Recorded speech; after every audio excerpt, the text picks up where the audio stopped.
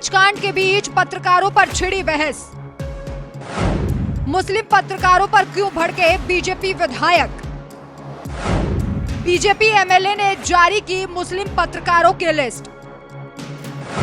अखिलेश यादव के बयान पर भी मच गया बवाल।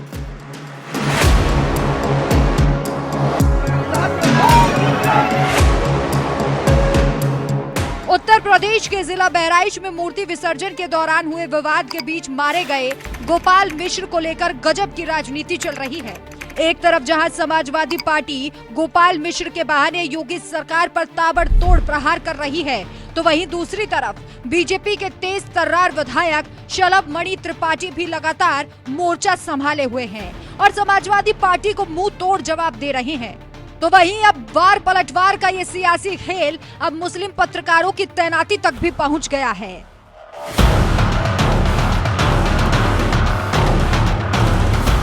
बहराइच कांड का असली मास्टरमाइंड कौन है और किसने इस वारदात को अंजाम दिया, ये तो फिलहाल वक्त बताएगा। लेकिन समाजवादी पार्टी अभी इस पूरे मामले को लेकर हिंदू समाज को ही कटघरे में खड़ा करने की कोशिश कर रही है, फिर वो चाहे खुद सपाई मुखिया अखिलेश यादव हो या फिर सपाई मीडिया सेल हो।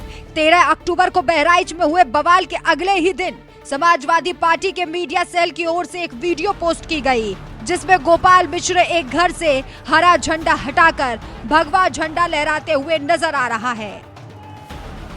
इस वीडियो को पोस्ट करते हुए सपाई मीडिया सेल की ओर से लिखा गया, बहराइच में जिस गोपाल को गोली लगी है उसकी मौत से पहले का ये वीडियो देखिए। गोपाल एक मुस्लिम के घर में जबरन घुसा, वहां से हरा झंडा उतार कर फेंका और जबरन भगवा झंडा लहराया। अब इस मासूम गोपाल के मन में ये करने का जहर किसने भरा, कौन इस साजिश के पीछे शामिल है, ये समझना कठिन नहीं है। इन सब में भाजपा और भाजपा की सत्ता लोभी नेता शामिल है, जो अगले चुनाव तक यूपी के माहौल को दंगा फसाद में झोंककर चुनाव जीतना चाहते हैं। अंततः एक मासूम से दंगाई बने गोपाल ने भाजपाई सियासत के चक्कर में अपनी जान गंवा दी।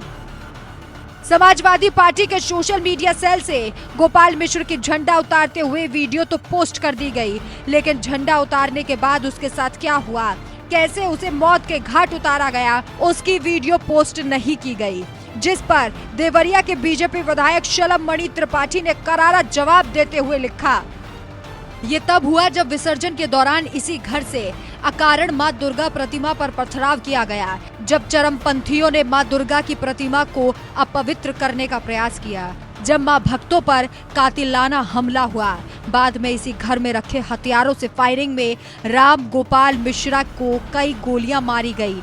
एक तरफा वीडियो बनाकर हत्यारों को कोई बचा नहीं पाएगा। ऐसी कार्रवाई होगी कि पीढ़ियां याद रखेंगी। इसके बाद बीजेपी विधायक शलभ मणि त्रिपाठी ने एक और पोस्ट किया और बहराइच में रिपोर्टिंग कर रहे मुस्लिम पत्रकारों की लिस्ट जारी करते हुए लिखा, गोपाल मिश्रा का हरा झंडा उतारने का वीडियो तो सामने आया, लेकिन उससे ठीक पहले उसी घर से दुर्गा प्रतिमा पर हमले, फायरिंग, पथराव और फिर गोपाल मिश्रा की नृशंस हत्या का वीडियो क्यों गायब कर दिया गया?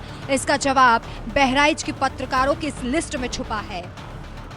शलभ मणि त्रिपाठी ने पत्रकारों की जो लिस्ट जारी की है उसमें फराज, तारिक, अरशद कुद्दूस, अब्दुल रहमान, खालिद हुसैन, सलीम सिद्दीकी, रेहान कादरी, मोहम्मद काशिफ, मोनीस अजीज, कादरी मसूद, अजीम मिर्जा, परवेज रिजवी और सैयद कल्बे अब्बास का नाम शामिल है। तो वहीं दूसरी तरफ सोशल मीडिया में एक और लिस्ट सामने आई, जिसमें विवेक राय, रणवीर सिंह, आशीष श्रीवास्तव, संतोष शर्मा, समर्थ श्रीवास्तव, विशाल रघुवंशी, दिवाकर, जय कृष्णा, अनूप कुमार, विपिन चौबे, ऋषभ मणि त्रिपाठी, विनोद शर्मा, विशाल वर्मा, इनके नाम दिए गए हैं। बहराइच कांड को लेकर एक तरफ जहां पत्रकारों के धर्म को लेकर चर्चा छिड़ गई, तो वहीं दूसरी तरफ अखिलेश यादव ने भी ऐसा बयान दे दिया जिससे विवाद खड़ा हो गया, क्योंकि उन्होंने यहां तक कह दिया कि मुस्लिम क्षेत्र से शोभा यात्रा क्यों निकाली गई, वही रूट क्यों तय किया गया। बीजेपी जानबूझ करके घटना होने देती है। बहराइच की घटना बहुत दुखद है और प्रशासन अगर चाहता तो ये घटना ये रूप नहीं लेती। क्योंकि जब भी कोई प्रोसेशन निकलता है और खासकर रिलीजियस प्रोसेशन निकलता है, उसके लिए हर स्तर पे अधिकारी बैठक करते हैं और अधिकारी बैठ करके रूट तय करते हैं। क्या कारण था कि रूट ऐसा तय हुआ और क्या कारण था कि जो लाउड स्पीकर और जिस तरह की भाषा का इस्तेमाल किया जा रहा था और जानबूझ करके उस इलाके से क्यों ले जाया गया। प्रशासन चाहता तो ये घटना कभी नहीं होती। प्रशासन की वजह से आज इतनी बड़ी घटना हुई है जहां दोनों पक्ष के लोगों का बड़ा नुकसान हुआ है और बीजेपी की कोशिश रहती है कि नफरत फैले, लोगों के समाज में दूरियां बने, उसी से राजनीतिक लाभ भारतीय जनता पार्टी लेती है। मुख्यमंत्री कह रहे हैं दोषियों को बख्शा नहीं जाएगा, चाहे वो अधिकारी हो या अपराधी। मुख्यमंत्री जी अधिकारियों को खुली छूट दिए हुए हैं और खुली छूट देने का परिणाम ये है कि इतनी बड़ी घटना हो गई। क्या सरकार को ये नहीं जानकारी में रहा होगा कि रूट क्या है, आप किस तरह के क्या आयोजन में क्या गाएंगे, क्या सुनाएंगे। वहां के प्रशासन को पता है कि गलती किसकी है, जिम्मेदारी किसकी है। ये सरकार अन्याय करती है, अन्याय। अब आप खुद ही बताइए, क्या हिंदुस्तान में किसी जगह पर अगर सबसे ज्यादा मुसलमान है तो क्या मुसलमानों के उस क्षेत्र से हिंदुओं को शोभा यात्रा नहीं निकालनी चाहिए और ना ही डीजे बजाना चाहिए। ऐसा लग रहा है मुस्लिम क्षेत्र ना हुआ जैसे पाकिस्तान हो गया हो, फिर तो कल को हिंदू समाज भी कहेगा ये तो हिंदुओं का क्षेत्र है, यहाँ ना तो मुसलमान नमाज पढ़ सकता है और ना ही कोई मुहर्रम की यात्रा निकाली जा सकती है। अखिलेश के इस तर्क पर आपका क्या कहना है? अपनी राय हमें कमेंट कर जरूर बताएं। इससे बड़ा मैं सबसे ज्यादा दुखी हुआ अखिलेश यादव के बयान से। अखिलेश यादव जी के डीएनए में ही हिंदू विरोधी डीएनए है।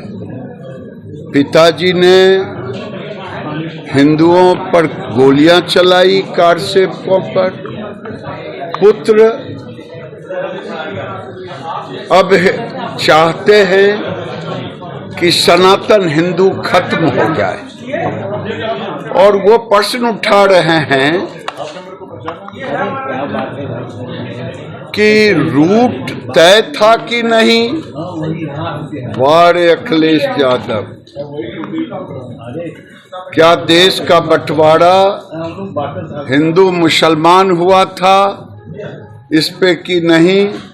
अगर हुआ था तो मैं बाबा साहेब अंबेडकर को याद करना चाहूँगा। मैं चुनौती के साथ कहता हूँ, बाबा साहेब अंबेडकर ने कहा था कि अगर टोटल पॉपुलेशन मुसलमान का पाकिस्तान नहीं जाएगा और टोटल पाकिस्तान से हिंदू नहीं आएगा भारत, ये प्रॉब्लम रहेगा। लेकिन नेहरू ने जानबूझ के ये प्रॉब्लम रखा।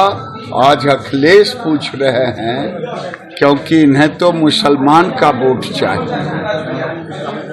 वो नहीं बोलेंगे कि गोलियां एक जिस मुसलमान ने चलाया उस दरिंदे को चौराहे पर खड़ा करके फांसी पर लटका देना चाहिए। ये उनके जुबान से नहीं निकलेगा। निकलेगा कि रूट तय हुआ था कि नहीं। क्या भारत के हिंदू इसी दिन के लिए बंटवारा हुआ था कि हम दुर्गा मूर्ति के विसर्जन के लिए रूट तय करेंगे? क्या अब हिंदू यहाँ नहीं स्वतंत्र होकर माता दुर्गा की प्रतिमा का विसर्जन करेंगे तो क्या पाकिस्तान और बांग्लादेश में, जहाँ हमें हमारे हिंदू भाइयों को मारा काटा जा रहा है? जनसंख्या नियंत्रण कानून जरूरी है कि महाराष्ट्र में बाबा सिद्दीकी की गोली मारकर हत्या कर दी गई। उस पर राज्य सरकार जनसंख्या नियंत्रण कानून जरूरी है देश में कि जातिगत जनगणना? हम जातिगत जनगणना के विरोधी नहीं हैं, लेकिन जो राहुल गांधी जाति जाति पूछते हैं वो अपनी जाति तो बता दें। वो किस जाति से आते हैं, उनके पिताजी किस जाति के हैं, उनके दादाजी किस जाति के थे, ये बता दें और मुसलमानों का भी जातीय जनगणना मुसलमान के रूप में नहीं बल्कि जात के रूप में होनी चाहिए। आज देश में लोगों के लिए हम नई नई योजना बनाते हैं। प्रति वर्ष एक ऑस्ट्रेलिया पैदा हो रहा है। हमारे पास जमीन पूरे